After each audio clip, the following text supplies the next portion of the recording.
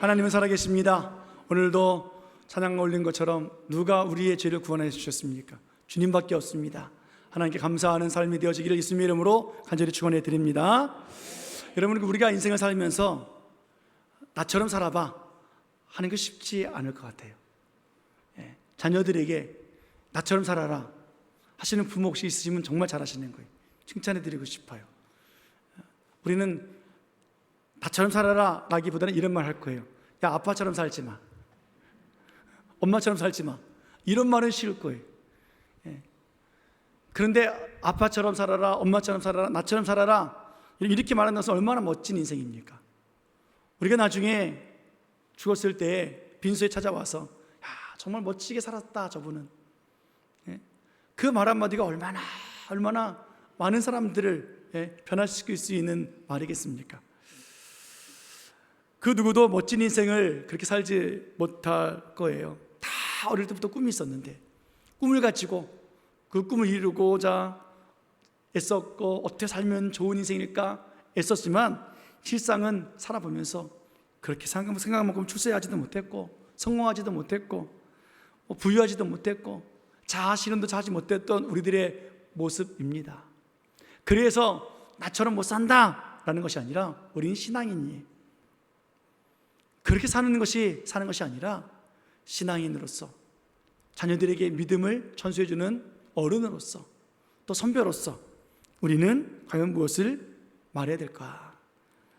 때로는 우리는 그런 것들을 잘 못 살았다 할지라도, 내 꿈을 이루지 못했다 할지라도 우리의 목적이 어디 있든지 간에 그것은 중요치 않지만 정말 우리에게 중요한 것은 뭐냐면 하나님을 만난 우리들의 삶의 목적이라는 거예요. 사람들은 다 뭐든지 그 목적을 따라가잖아요. 그것을 가지고 달려가지 않습니까? 직장도 그렇고 사람 만나는 것도 그렇고 아무나 만나고 아무나 결혼합니까? 아무나 직장만 갑니까? 다 목적이 있잖아요. 자기가 좋아하는 일이든 월급 이든 어떤 조건이든지 간에 다 그런 걸 따라가잖아요. 그런데 가보면 다 뭐예요? 후회하더라고요. 이상형인 줄 알고 만났는데 살아보니까 너 때문에 망했대. 좋은 직장인 줄 알고 들어갔는데 힘들어 죽겠대. 왜 인생이 그럴까요? 진짜를 몰라서 그래요. 오늘 진짜를 알았던 한 사람이 있습니다. 성경에 아주 위대한 사람이죠. 바울이라고 하는 예수님의 제자죠. 바울은 인생을 보면 정말 훌륭하게 살았어요. 그의 인생은 멋진 인생이었어요. 당당했고 많이 배웠고 그냥 태생부터 벌써 로마 시민권자였고요. 그래서 그는 나를 본받아라 했을까요? 아니에요. 그의 삶의 나중에는 어떻게 해요? 완전히 무너진 인생이에요.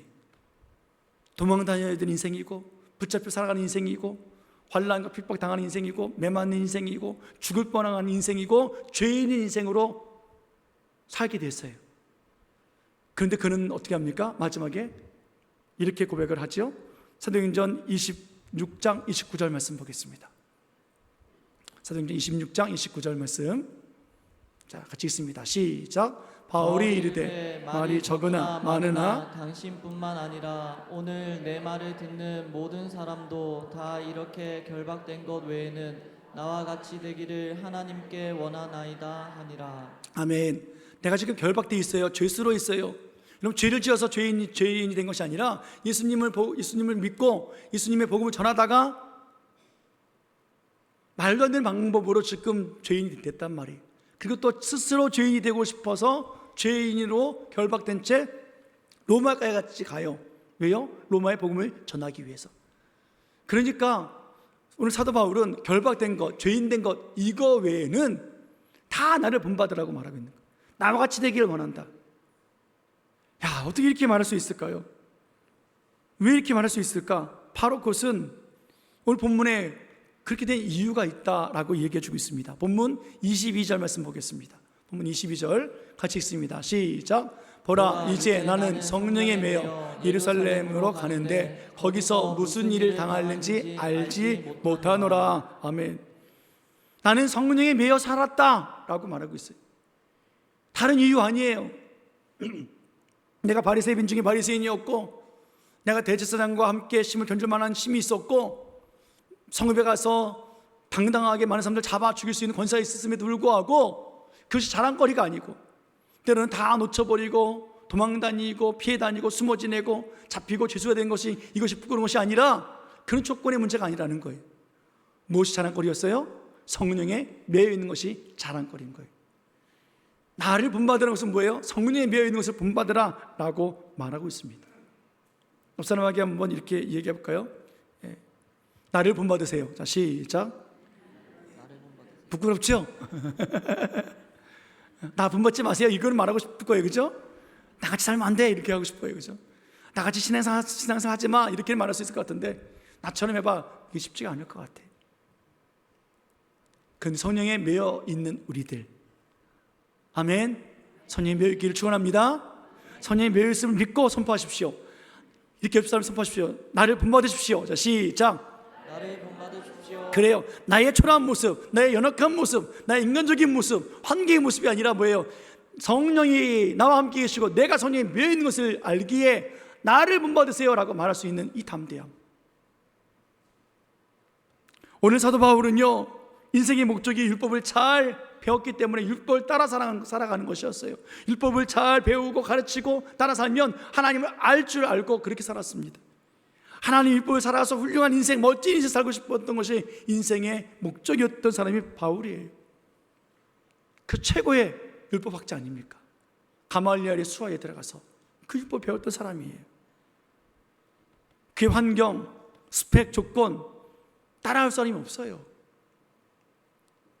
그런데 오늘 그는 이것 때문이 아니라는 거예요. 성령이 매여 있는 것 때문에 나를 본받으라 라고 말하고 있다는 거지. 자기들의 인생을 알 수 있는 사람이 누가 있겠습니까? 없어요. 사도 바울도 자기 인생길을 몰라요. 성령이 매여 있으나 자기가 예루살렘에 가지만 무슨 일이 당할지 몰라요. 22절 그렇게 말하고 있잖아요. 나는 알지 못한다.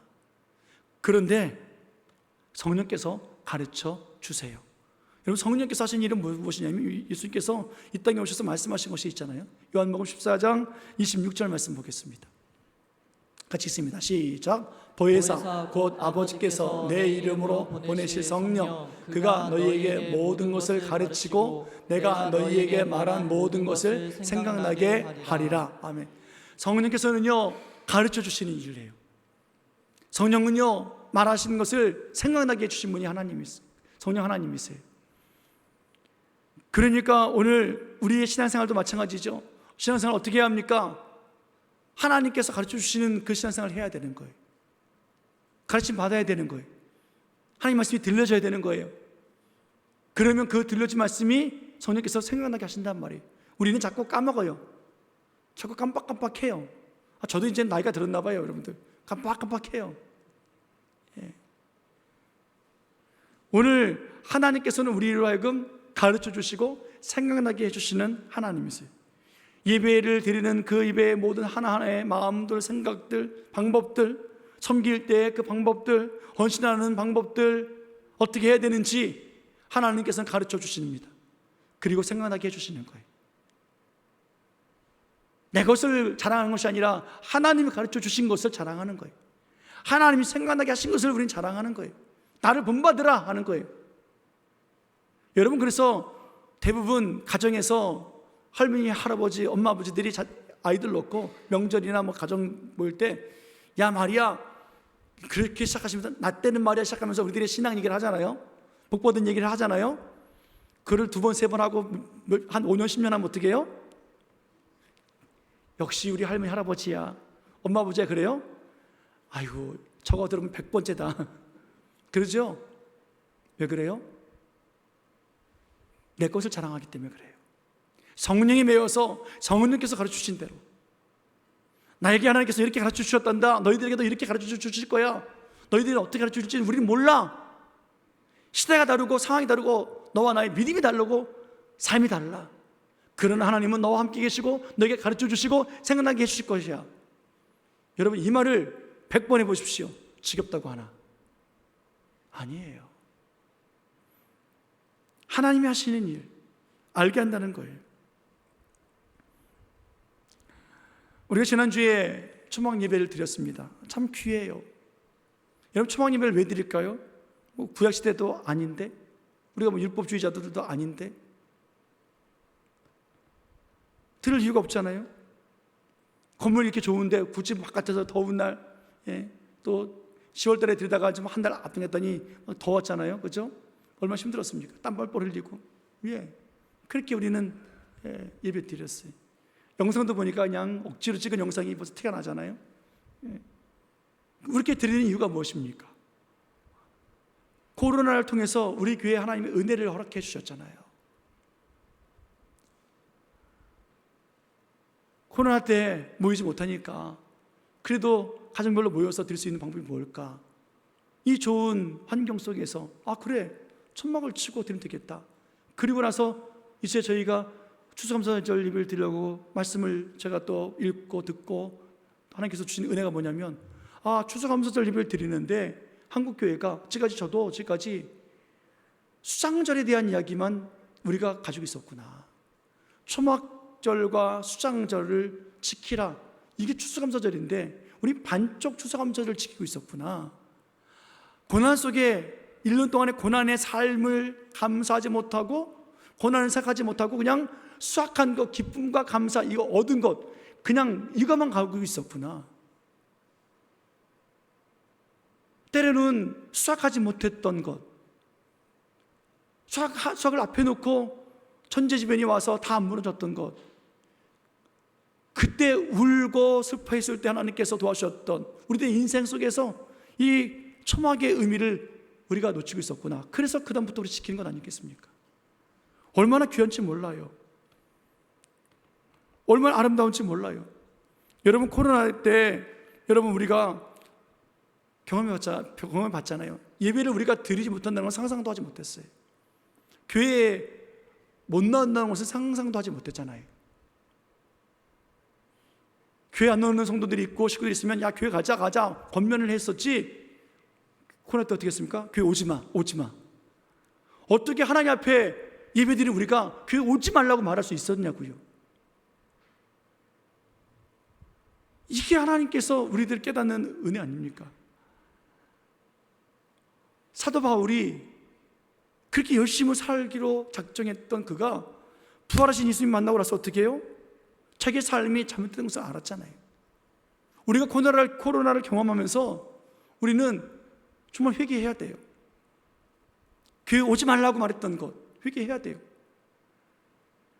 우린 코로나에 걸리면 죽는 줄 알고 서로 몸을 아꼈고요, 붙어있지 않으려고 했고요, 떨어져 있으려고 했고요. 여러분, 초대교회 성도들 보십시오. 예수님을 믿으면서 그들은요 모였어요. 모이면 죽는 줄 아는데도 죽기 위해서라도 모였어요. 근데 우리는 코로나 때 모이면 죽는 줄 알고 흩어졌단 말이에요. 오지 말라 그랬단 말이에요. 왜 그래요? 성령이 매여 있지 않았기 때문에 그래요. 우리는 그것이 뭔지 몰랐어요. 그래서 우리는 하나님 이제는 깨달았기 때문에 하나님, 우리 모르지만 그를 몰라서 우리가 그랬습니다. 하나님 용서해 주세요. 우리는 회개하면서 주 앞에 나와야 될 것이고, 또 초막 예배를 통해서 하나님의 함께 하신 역사가 무엇인지 우리는 깨달아 알아야 될 것 아니겠습니까? 인생이 끝날까 봐 우리는 숨어 있는 사람들이 여전히 있다는 거예요. 우리 교회는 이제 몇 명 없습니다. 근데 대형 교회는 아직도 숨어서 예배 드려요. 온라인으로 드려요. 어디인지도 몰라요. 어디 처박혀서 예배 드리는지도 몰라요. 코로나가 아닌 또 다른 비슷한 것이 나타나면 그 사람들은 이제 아예 안 나올 거예요. 과연 이런 모습을, 이런 수치가 우리에게 있지 않습니까? 코로나 2, 3년을 지나면서 어떻게 예배로 오라 하신 그 음성을 듣지 아니고 오지 말아라 붙어있지만 나 죽어 우리가 그렇게 살았느냐고요. 하나님, 이것이 우리의 잘못이었습니다. 우리의 무지함이었습니다. 이것을 어떻게 나를 본받으라 라고 말할 수 있겠습니까? 하나님, 여러분, 그럼에도 불구하고 하나님은 오늘 우리 주신 말씀이 무엇입니까? 성령에 매여 살 때 나를 본받으라 라고 말할 수 있더라라는 거예요. 한번 따라해 볼까요? 성령에 매여 삽시다. 시작. 성령에 매여 삽시다. 옆 사람을 축복하시면서 성령에 매여 삽시다. 시작. 성령에 매여 삽시다. 옆 사람에게 나를 본받으세요. 시작. 나를 본받으세요. 네, 성령에 매여 사는 우리 나를 본받으라고요. 지금까지 하나님 몰랐습니다. 그러나 이제 성령에 매여 살기 원합니다. 나를 본받는 자가 되라 하고, 그렇게 나도 바울처럼 자랑하며 살기 원합니다. 멋진 인생 살아보기 원합니다. 하나님께서 초막절을 이스라엘 백성에게 주신 이유가 무엇입니까? 광야길을 피해서 가게 하실 수 있는 하나님이세요. 그런데 일부러 하나님 광야길을 들어오게 하셨잖아요. 고생하라는 거예요. 왜 고생해야 돼요? 편안함 속에서, 애굽 속에서 살아갈 때에 그들 자기를 위해서 살았잖아요. 자기가 하고 싶은 것 다 누리며 살았잖아요. 비록 노예지만. 그러나 광야에서는요, 아무것도 할 수 없어요. 할 수 있는 것이 없어요. 그리고 세상에 물들었던 그를 하나님이 떼어내서 이제 하나님 사람으로 변화시키는 과정 속에 있어요. 훈련 중에 있어요. 그 고난이 있고 그 고난을 기억하라라는 거예요. 군인들 훈련소에 왜 갑니까? 민간인과 군인들의 관계를 떼어내기 위해서 훈련소에 들어가요. 들어올 때는 네, 어서 오십시오. 네, 줄 서겠습니다. 도줄 서십시다. 하다가 부모들 가면 어떻게 해요? 그때부터는 그러세요, 저러세요가 어디 있어요? 야, XX야 나오는 거지. 떼어놓는 작업한단 말이에요. 그리고 훈련시키잖아요. 고난 주잖아요. 얼차려 주잖아요. 그것을 기억해야 제대할 때까지 그 붙잡고 훈련 받은 거 가지고 기초되어져서 살아가는 것 아니겠습니까? 여러분, 이 시대에 우리가 왜 초막절을 지킵니까? 아니에요. 우리는 초막 예배를 드리고 있어요. 추수감사절을 이제 기다리는 우리들, 하나님께서 고난 속에서도 함께 해주셨구나. 올 2025년도 우리의 고난 속에서도 하나님 함께 해주셨고, 하나님 우리의 하나님이셨구나를 기억하기 위해 했던 그 초막 예배를 드림으로 말미암아 우리는 이제 11월 달에 드릴 추수감사절에 하나님의 놀라운 영광이 감사할 일이 있을 것을 기다시길 축원합니다. 기다셔요. 그렇게 고난과 어려움을 이길 수 있도록 해주신 하나님, 성령께서 가르쳐 주셨습니다. 고난 속에서도 너와 함께 있었단다. 아픔 속에서도 눈물 속에서도 함께하고 있었단다. 그리고 또 기억나게 해주신 하나님 아니십니까? 생각나게 하신단 말이에요. 그래서 감사절 때 감사하는 거예요. 하나님, 1년 동안 감사합니다. 뒤돌아보니 감사였습니다. 매일매일 우리가 일처럼 감사하고 있지만 이 고난과 아픔과 절망 속에 있었던 것을 기억하지 못하면 큰 영광의 감사가 나타나지 않아요. 오늘 찬양인데 찬양 정말 가사 너무 귀해요. 예수님만이 우리 구원해 주시니까 우리가 감사하는 거잖아요. 다른 어떤 것도 우리 죄를 용서해 줄 수 있다 그러면 하나님만 감사하지 않게 되어 있는 것 아니겠습니까? 오늘 하나님께서 우리들에게 은혜를 베풀어 주시는 교회입니다. 성령이 매이도록 역사하신 하나님이십니다. 여러분, 성경에 부활절의 의미가 있잖아요. 그리고 고난주간 지켜라 라는 것이 있나요? 없어요. 고난주간 왜 지킵니까? 성경에도 없는 거. 성경에 없어도 예수님의 부활하시는 것을 우리가 맞이하면서 너무 은혜가 크잖아요. 나 같은 죄인을 위해서 십자가에 죽으시고 나 같은 죄인을 위해서 살아나셔서 나에게 생명을 주시니 하나님 감사합니다. 예수님의 고난이 얼마나 크고 아픈지 힘들었는지 내가 받을 고난 얘기 하나님 어떻게 동참하면 좋겠습니까? 고민하다가 교부들이 또 지도자들이 종교회에서 만들어냈잖아요. 고난주간 지키자고. 우리는 장로교예요. 장로교는 칼빈주의입니다. 칼빈이 말한 그 학설을 우리가 따라 신앙생활을 합니다. 칼빈도 고난일에 금식하지 말라고 했는데 우리는 어떻게 해요? 하나님의 은혜가 너무 커서 고난주간에 금식도 하잖아요. 저는 하지 말라 그럽니다. 하지 마십시오. 그렇게 안 해도 됩니다. 그런 의미로 지켜왔단 말이에요. 성만찬 때 예수님의 몸과 살이라고 떡을 주고 포도주를 줄 때 감히 어떻게 해요? 어떻게 예수님의 살을 씹을 수가 있어? 그 고귀한 그 살을 우리 씹지 않았을 때가 있었단 말이에요. 그래서 저는 씹으라고 말씀드리죠. 고난에 동참하려면 씹으라고? 살이 찢어지고 피가 나고 아픈 것을 경험하기 위해서 하나님, 이 살은 예수님의 살이고 이것은 우리가 씹어서 정말로 아픔이, 고통이 내게 전달되어지기 원합니다. 여러분, 똑같은 의미지만 왜 성경에 지키라고 말하지 않은 것도 지키고 있는 우리들, 왜 그래요? 하나님의 은혜이기 때문에, 성령이 매어 살았기 때문에 그렇게 우리가 절기를 만들어내잖아요.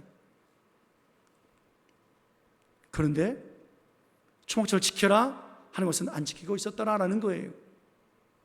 그런데 코로나 이후에 우리는 깨달았잖아요. 아, 하나님의 은혜구나. 그래, 예배 중에 한번 고난스럽게 예배 드려보자. 내년에 좀 더워가지고 이제 실내에서 드렸으면 좋겠는데, 그럼 실내에서 어떻게 고난스럽게, 어떻게 고난이 될까요? 에어컨을 다 끄고 불을 다 끄고 드려야 되나? 하나님 앞에 우리가 예배 드릴 때 편안하게 앉아서 하나님 복 주세요, 이것이 아니라 어떻게 해요? 고난 속에서 있었던 삶을 통해서 하나님 앞에 나아가자 보라는 그런 의도 아닙니까? 그런데 우리는 그것을 함께 하고 있었다라는 거예요.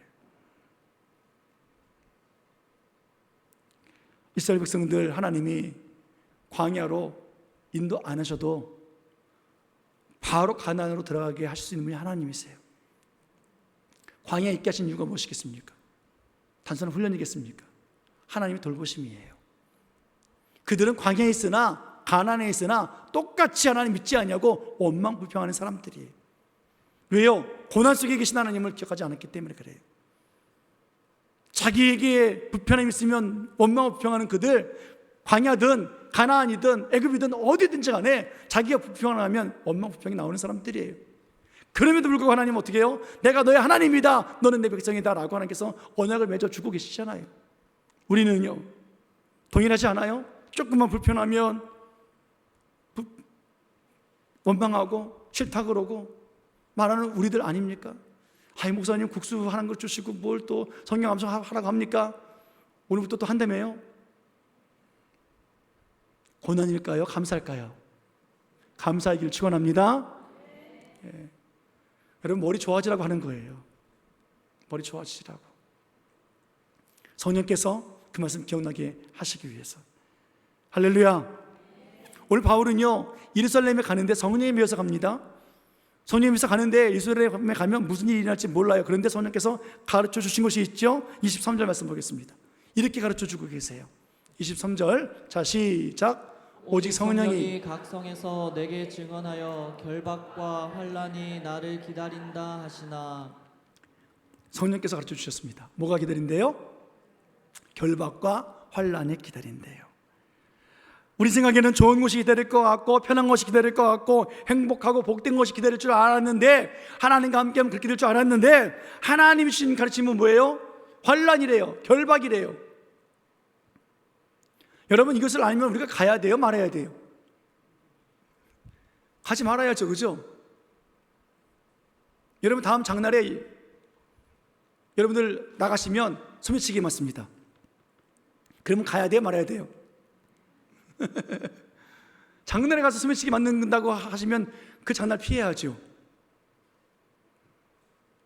그런데 오늘 뭐라 그래요? 사도 바울은 성령께서 가르쳐 주신 것은 예루살렘에 가면 잡힌대요. 환난이 있대요. 근데 걱정 없대요. 가겠대요.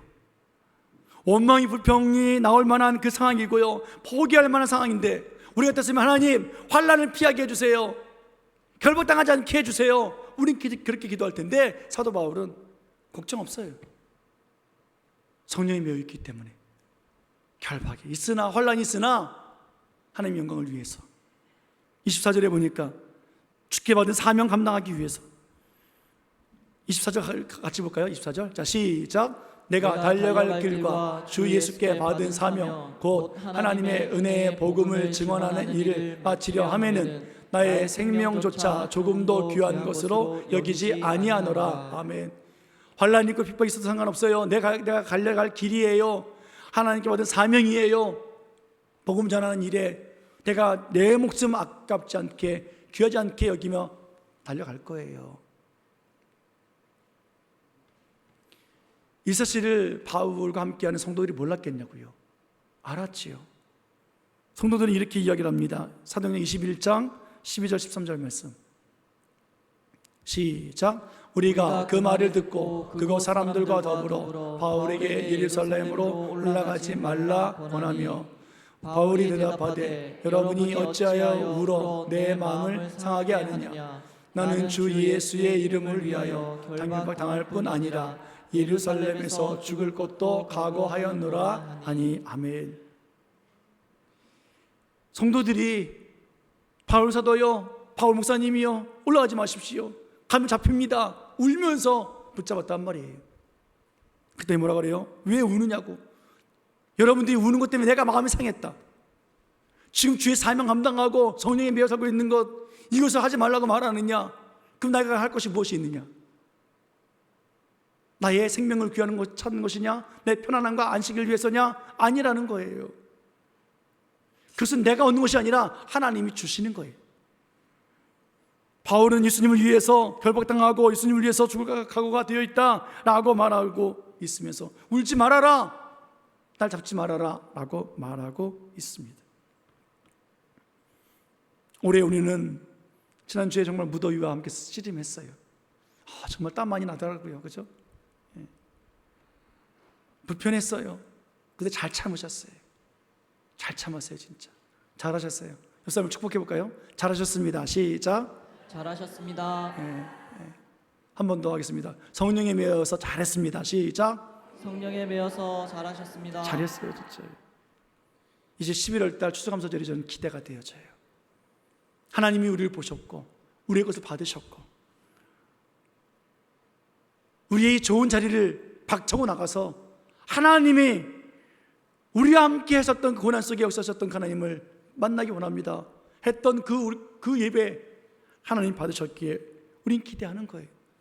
얼마나 큰 감사를 주시려고, 얼마나 큰 은혜를 베풀어 주시려고 우리에게 주실까 기대가 되어진다는 거예요. 오늘 본문의 사도 바울은 성령께서 알려주신 모든 것을 그대로 받아들이고 있습니다. 우리처럼 약간 불편함이 아니에요. 여러분, 제가 예배 빨리 끝냈어요. 40분 만에 끝냈어요. 40분의 불편함이 아니에요. 한 끼의 부족함이 아니에요. 사도 바울은요, 매일매일 고난주간이었고요, 매일매일 그는 초막 예배를 드린 사람의 모습처럼 살았어요. 그런데 어떻게 해요? 담대하잖아요. 가겠대잖아요. 환난 받으러 가겠대잖아요. 생명 아끼지 않겠대잖아요. 왜요? 성령에 매여 있기 때문에 그래요. 왜요? 그렇게 살았기 때문에 나를 본받는 자라고 말할 수 있는 사람이 될 수 있었다는 것 아니겠습니까? 사랑하는 여러분, 나를 본받는 자가 되라 라고 선포하는 멋진 인생 되어지기를 축원해 드립니다. 축원합니다. 여러분들이 우리 교회를 지을 때 제가 너무 감동받은 것이 있어 또 말씀드려요. 교육관 짓고 이게 교회 건물 지을 때 여러분 예? 순리대로 잘 풀렸습니까? 아니라면서요. 힘들었다면서요. 예? 건축자 자재만 막 등짐 치고 막 올라갔다면서요. 예? 철근에 철사 막 묶었다면서요. 그걸 말씀하시면서 저한테 원망하신 분이 없더라고요. 그 목사님 그거 괜히 시켜가지고 우리 했다고 그런 분 없으시더라고요. 다 뭐라 그래요? 목사님 그래도 감사했어요. 그래도 좋았어요. 왜 그랬을까요? 성령에 매여 있었기 때문에 그래요. 그래서 여러분들이 나를 본받으라 말할 수 있잖아요. 사랑하는 여러분, 정말로 하나님 앞에 그렇게 힘들게 건물을 지으면서도, 그래서 우리가 이 좋은 건물에서 예배 드리면서 그때도 감사하고 지금도 감사하고 그때 일을 기억하면서 감사하고 지금도 하나님의 은혜에 감사할 수 있는 여러분들, 여러분 오늘도 우리는 멋진 인생 살아가는 우리들의 모습 아니겠습니까? 그래서 육신적으로는 나를 본받아라 라고 자식들에게 말할 수 있는 것은 없을지라도 신앙으로, 믿음으로 나를 본받으라 말할 수 있는 우리들이 되어지기를 축원해 드립니다. 오늘 우리는 그것을 기억해 내야 되는 사람들이에요. 우리 선교도 또 자랑하잖아요. 정말 자랑이에요. 저는 올해 저희가 두 번째, 세 번째 교회를 또 재건축하러 갑니다. 11월 달 정도라고 하는데 두 번째 교회 이제 가서 결정하고 이제 겨울부터 건물 이제 공사 시작하려고 그래요. 근데 세 번째 교회를 우리가 지정하던 차에 지붕이 무너졌잖아요. 지붕이 무너져가지고 비가 들어쳐가지고 예배를 못 드려요. 교회에서. 어떻게 되냐 했더니 다른 교회에서 그냥 못 드리니까 집에서 이렇게 모여서 예배 드린대요. 그래서 일단 그러면 지붕부터 세우라고. 그래가지고 선교비를 보냈어요. 지붕 세웠어요. 페인트 칠했더니 얼마나 이쁜지 몰라요. 사진 보내왔는데, 지난주에 보내왔는데 막 바글바글 모여가지고 막 예배 드리는 그 모습 보고 참 귀해요. 한 70% 지금 공정이 마쳤습니다. 내년엔 두 번째, 세 번째 교회가 세워질 것 같아요. 우리 교회도 어려워요. 힘들어요. 최정부가 맨날 목사님 힘듭니다. 어렵습니다. 말해요. 근데 여러분, 성교비 안 내고 우리 교회에 있으면 우린 편하겠지요. 안전하겠지요. 그러나 하나님이 보실 때 우리 편한 것이 좋겠습니까? 우리가 좀 불편해도 그곳에 교회가 세워지고 교회에 모여서 예배드리는 우리 같은 성도들이 있는 것이 하나님이 기뻐하시겠습니까? 성령이 메어있는 사람들의 삶이 생각이 어디에 있겠습니까? 사랑하는 여러분, 오늘 우리는 성령에 메어 살아야 합니다. 그 하나님은 놀라우신 일을 행하시는 하나님이세요. 이 땅에 오시는 예수님, 우리를 구원해 주신 예수님의 그 이름 우리는 기억합니다. 이사야 9장 6절에 분명히 그 이름을 말씀해 주셨거든요. 이사야 9장 6절 말씀, 잘 아는 말씀입니다. 함께 보겠습니다. 이사야 9장 6절 말씀 보겠습니다. 자, 시작. 이는 한 아기가 우리에게 낳고 한 한 아들을 아들을 우리에게 주신 바 되었는데 그의 어깨에는 정사를 메었고 그의 이름은 기묘자라 모사라 전능하신 하나님이라 영존하시는 아버지라 평강의 왕이라 할 것임이라. 아멘. 그 예수님의 이름이 뭐예요? 기묘자예요. 원더풀이에요. 원더풀. 놀랍다는 거예요. 하나님 하신 일이 놀라운 거예요. 우리 교회를 향하신 하나님의 하신 일들이 놀라워요. 여러분들을 위해서 하시는 하나님의 그 놀라운 일들이 있다는 거예요. 기대하시기를 원합니다. 기대해 보세요. 그의 이름은 또 어떻습니까? 모사예요. 카운셀러예요. 가르쳐 주시는 분이에요. 도와주시는 분이에요. 전능하신 하나님이십니다. 영존하신 아버지예요. 평강의 왕이신 하나님이십니다. 오늘 그 이름이 우리에게 있지 않습니까? 우리는 하나님의 자녀들이고 그 예수님이 우리 함께 계시고 우리 안에 계시고 우리는 하나님의 사람이란 말이에요. 너 주의 사람아 찬양 부르는 것처럼 우리는 하나님의 사람들이에요. 우리는 살아갈 때 성공했느냐 실패했느냐 부자냐 가난했느냐 건강하냐 질병했느냐 이것이 기준이 아니에요. 우리는 예수님 앞에서 기준이어야 돼요. 예수님은 십자가에 죽으시면서 실패한 것이 아니라 십자가에 죽고 사망 못을 깨뜨리시고 살아나셔서 승리하시고 구원자이시고 영원히 살아계신 전능하신 하나님이십니다. 너희가 세상에서 환난을 당한다. 나 때문에 환난을 당한다. 그러나 담대하라. 왜요? 예수님이 세상을 이겼기 때문이다. 아멘. 오늘 하나님께서 그것을 말씀해 주고 계시지 않습니까? 이제 우리는 성공했다 실패했다 그래서 나를 본받아라 본받지 말아라 부끄럽다 그런 인생이 아니라 내가 오늘 성령이 매여 있기 때문에 나를 본받으라고 말하고 성령이 매여 있지 않기 때문에 나같이 살면 안 된다고 우리는 말해야 되는 사람들이라는 거예요. 사랑하는 여러분, 어떻게 말씀하시겠습니까? 나를 본받으라 말씀하시겠습니까? 나처럼 살지 말아라 하시겠습니까? 이제부터라도 성령이 매여 살아가는 우리들, 성령께서 가르쳐 주신 대로 어떤 상황이 있든지 간에 어떤 두려움이 있든지 간에 코로나가 아니라 그 이상이 온다 할지라도 우리는 하나님 앞에 예배자로 살기 원합니다. 하나님 말씀을 따라 살기 원합니다. 그렇게 사명 감당할 수 있는 우리가 되어지기를 예수님 이름으로 축원해 드립니다. 이것이 멋진 인생이잖아요. 잘 먹고 잘 사는 것이 아니라 말씀으로 따라 살고 성령께서 생각나게 하신 대로 살아가는 우리들의 모습, 그와 함께 살아가는 삶이 형통한 자 아니겠습니까? 우리가 겁내고 원망하고 울상짓는 이유가 무엇이겠습니까? 환경이 아니기를 원합니다. 실패와 좌절의 문제가 아니기를 원합니다. 우리의 마음의 문제가 되어지지 않기 원합니다. 오히려 성령이 매여 있는 것 때문에 기뻐하고 성령이 매여 있지 않는 것 때문에 울상짓는 우리들의 모습이 되어져서 하나님, 우리들의 죄와 연약함과 우리들의 모든 것을 해결해 주시는 하나님, 그분은 놀라우신 분, 기묘자이십니다. 모사이십니다. 전능하신 하나님이십니다. 영존하시는 아버지십니다. 영광의 평강의 왕이십니다 라고 말할 수 있는 그 하나님과 오늘도 함께 살아가면서 정말 멋진 또 한 주간, 멋진 한 달, 멋진 인생 살아가시기를 예수님의 이름으로 간절히 축원해 드립니다. 축원합니다. 기도하시겠습니다.